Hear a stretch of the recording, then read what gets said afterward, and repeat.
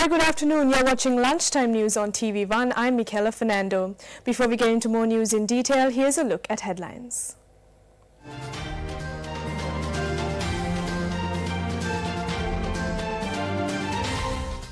Final vote on budget to be held this evening. Import duty concessions for state sector employees to import vehicles from July. Nurses launch a strike action in several hospitals, including the National Hospital in Colombo. CEO of Boeing admits a failure in anti-stall system was a factor in the Ethiopia plane crash.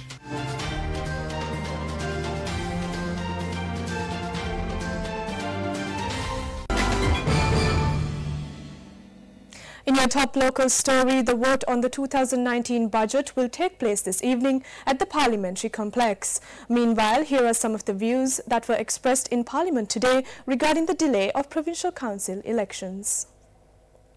At the party leaders' meeting, you presented a letter issued by the Chairman of the Elections Commission. The letter shows that the relevant amendments to be presented in Parliament if the elections are to be held before the month of August. The letter also said that legal actions will be sought if this is not done. Firstly, we did not see anything of this nature in the day's agenda.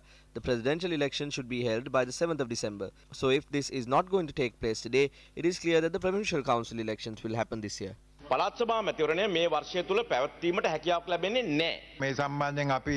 month ago, we conducted a party leaders meeting. Rauf Hakim and Mano Ganesan said that certain things should be clarified by the President and they requested for time.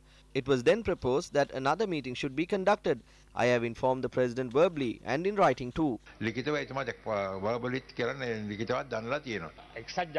initial decision of the United National Party was to hold the elections according to the old system. They are the ones who said they need the new system. The new system is incomplete, and if you are going according to the old method, we have to bring in another amendment. We want to hold elections because our provincial councillors are kept outside. Since they are pointing the finger at us, I'd like to say that we have always said to follow the previous method. We are ready to do it even in one day.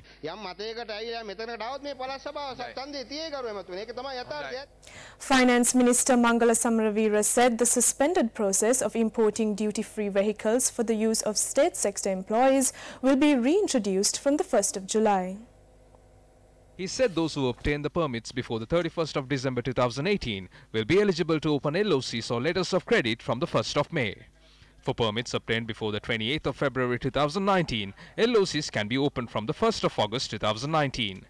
For permits obtained before the 31st of July 2019, LOCs can be opened from September 2019. Governor of the Western Province Azad Sali says he will inquire and report to the President with regard to the disapproval of changing the name of Madhiwala Rahula Vidyalaya to Isura Vidyalaya. There had been a change in the name of Rahula Vidyalaya to Isuru Vidyalaya or Isuru College.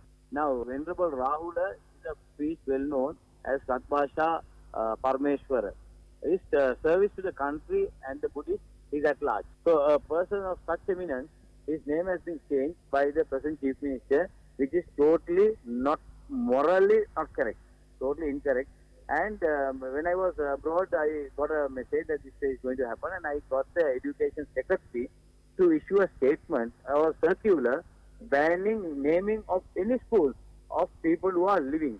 I have told them if there is anybody who is interested in constructing a building by their father's or mother's will, they can do so, and even have their grandmother's name, I have no issue. But here, the public taxpayers' money cannot be used to name any individual politician, which is totally wrong. So this is a procedure that we have adopted, and I have already sent the circular, and the name of the President has been used, and the President gave approval. I have asked the President said he doesn't know anything about it. So now we have decided to investigate the whole thing, how this Sri Rahula started, when it was started, how this name came, who proposed it, and who did the change. The entire detail will be sent to the President, because today Mahanayaka priest, everybody is opposing it, everybody is talking to us. So we will send a report to the President. Once the President gives us the okay, we will do the needful. A gathering of representatives of the local government institutes of the Sabragamur province was held in Balangoda yesterday. The meeting was held under the auspices of Governor of the Sabaragamuwa Province, Professor Dhamma Disanayaka. It was also attended by the chairman of the Sabaragamuwa Municipal Councils, Urban Councils and Provincial Councils. During the gathering, the governor provided an opportunity for representatives to present their issues.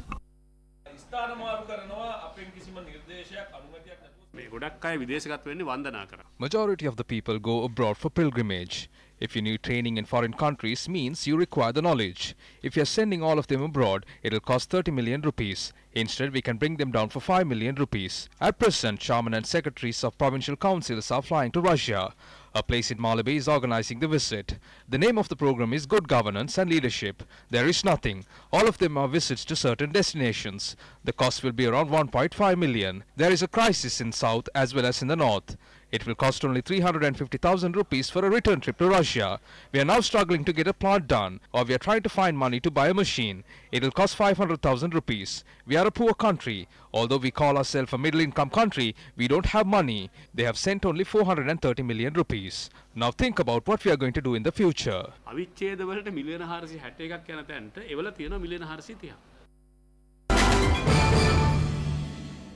The Public Services United Nurses Union announced a one-day strike at the National Hospital, Eye Hospital and selected hospitals across the island. The President of Public Service United Nurses Union, Venerable Murattettuwe Anandathera, said the strike is over the government's delay to increase allowances for nurses as well as their promotions. The Director of the National Eye Hospital, Dr. Lakshmi Kumara Tilaka, said services will continue at the hospital despite the strike action. Meanwhile, the strike action launched by the doctors of the government hospitals in the Uva province against the incident where the Chief Minister of the province, Shamara Sampath Dasanayake, scolded the Health Service Director of the Badula district entered its third day today. Our correspondent said services including the OPD and surgeries are not carried out in the hospitals in the area. He added that only the accident and the emergency services are available in the hospitals. Still in local news, a suspect was arrested in Tangol for the alleged possession of counterfeit notes. Yesterday, the officials of the anti-crime unit in Tangol inspected an individual who behaved in a suspicious manner. During the operation, police discovered 75,000 rupees worth counterfeit notes. Our correspondent said 500 rupee note and 5,000 rupee note were seized. The suspect is a resident of Urugamo, Dikwalla. The preliminary investigations revealed the suspect was also attached to two thefts that occurred in the Walasmulla police division. The suspect is due to be produced before Tangol Magistrate Court today. Today marks the 100th birthday of the father of Sri Lankan cinema, Lester James Peris. 5th April is declared as the National Cinema Day in line with the birthday.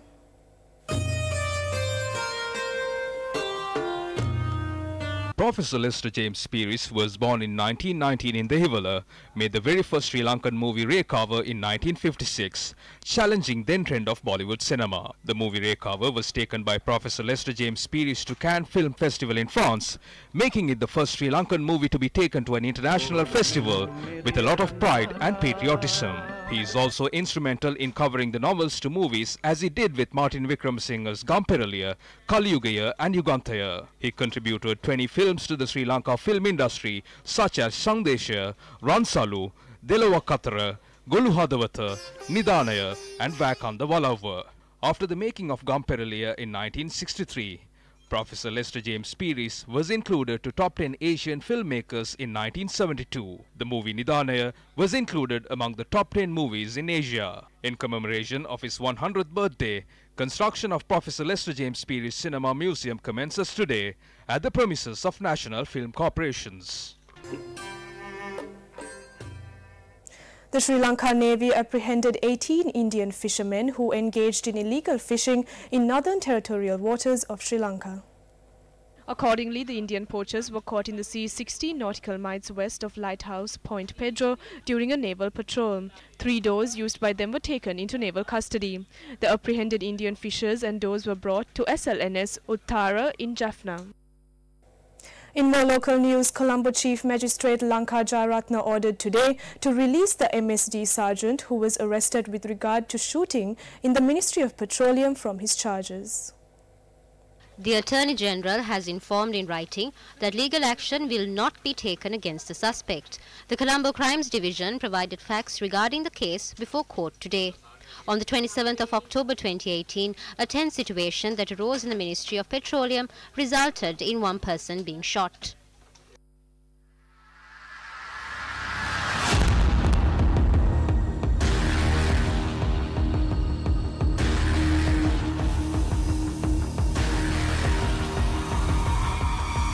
And that is a wrap of lunchtime news. Have a good day.